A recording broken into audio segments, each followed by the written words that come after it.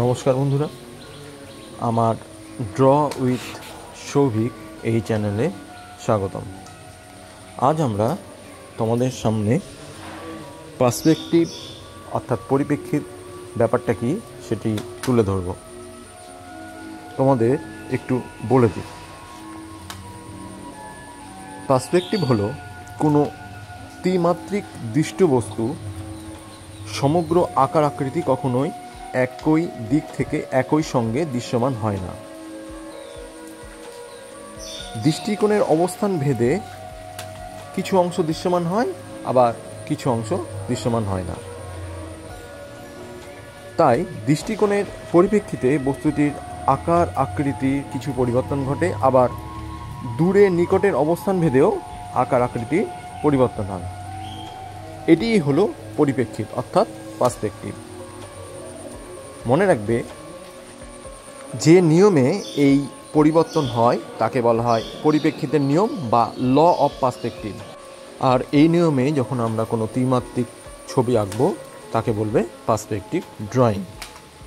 বন্ধুরা, তোমরা কখনো খেয়াল করে দেখবে সম আকৃতির ঘর, বাড়ি, গাছ ইত্যাদি যা সামনে অবস্থিত তা দূরে থাকলে প্রকৃতপক্ষে তার আকার আকৃতির মাপ সব একই থাকে, কিন্তু ছবির মধ্যে দৃষ্ট সেই সমাকৃতির ঘর, বাড়ি, গাছ ইত্যাদি দূরে থাকলে পরিপ্রেক্ষিতের নিয়ম অনুসারে ক্রমশ ছোট হয়।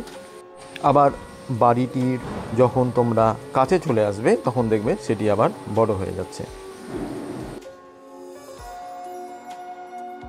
তাই তোমাদের vanishing point, I level, basic line ঠিকমতো নির্ধারণ করলেই পরিপ্রেক্ষিতের ছবি ঠিকঠাকভাবে তোমরা করতে পারবে, অর্থাৎ দূরের জিনিসকে ছোট দেখাতে পারবে, কাছের জিনিসকে বড় দেখাতে পারবে। আমি একটি তোমাদের সামনে ছোট্ট ছবি তুলে এর ব্যাখ্যা পরিষ্কার করে বুঝিয়ে দিচ্ছি। তোমরা ছবিটিকে আগে ভালো করে দেখে নাও। তাহলে বন্ধুরা, আজ আমরা কি কি শিখব? আজ আমরা শিখব পার্সপেক্টিভ ড্রয়িং, আই লেভেল আর ভ্যানিশিং পয়েন্ট এর ব্যবহার। এই ছবিটি তোমরা ভালো মতো দেখো। এখানে কয়েকটি বক্স বা ঘন আকৃতির অবজেক্ট দেখা যাচ্ছে, যেগুলি একটি দৃষ্টিপথ বরাবর সাজানো হয়েছে। ভালো করে তোমরা লক্ষ্য করো। আর আমি বক্সটিকে ভালো মতো বোঝানোর জন্য একটা প্যাটার্ন দিচ্ছি, যাতে তোমরা বুঝতে পারো এটা 3D।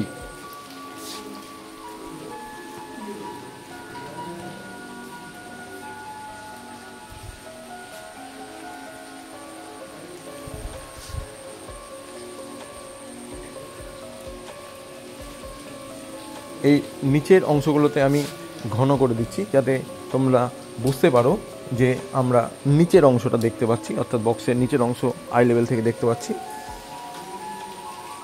আর পরবর্তীগুলো তোমরা দেখতে পাবে আমি প্রত্যেকটা বক্সের মধ্যে কিছু চেঞ্জ দিয়ে তোমাদের পার্সপেক্টিভ বা পরিপ্রেক্ষিত এটি ড্রয়িংয়ে কতটা উল্লেখযোগ্য আমি সেটা তোমাদের সামনে পরিষ্কার করে দেব।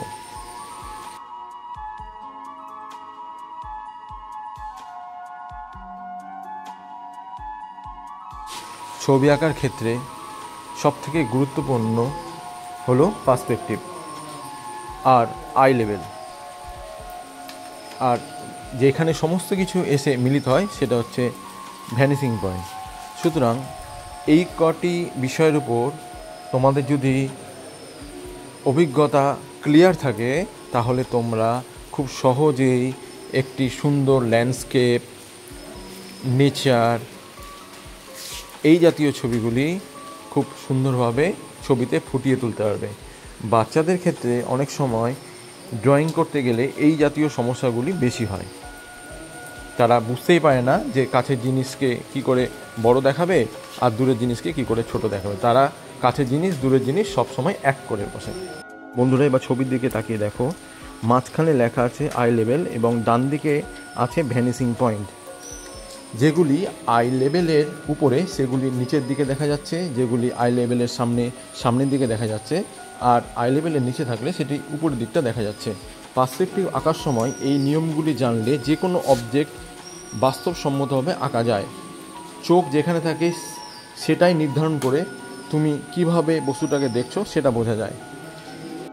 আর এইভাবেই চোখের উচ্চতা, ভ্যানিসিং পয়েন্ট ব্যবহার করে তোমরা দারুণ পার্সপেক্টিভ ড্রয়িং করতে পারবে। যদি ভিডিওটি ভালো লেগে থাকে তাহলে লাইক দিও, আর ড্র উইথ সৌভিক চ্যানেলটিকে অবশ্যই সাবস্ক্রাইব করো। তাহলে তোমরা নিশ্চয়ই বুঝতে পেরেছো এটি হলো ভ্যানিসিং পয়েন্ট, যেখানে এসে মিলিত হয় সমস্ত বিন্দুই। আর এইটি হলো আই লেভেল, অর্থাৎ যেখান থেকে তুমি সমস্ত চিত্রটি দেখছো। দেখা হবে বন্ধুরা পরবর্তী পর্বে নতুন কিছু নিয়ে। ভালো থেকো, প্রতিদিন আঁকো আর শেখো।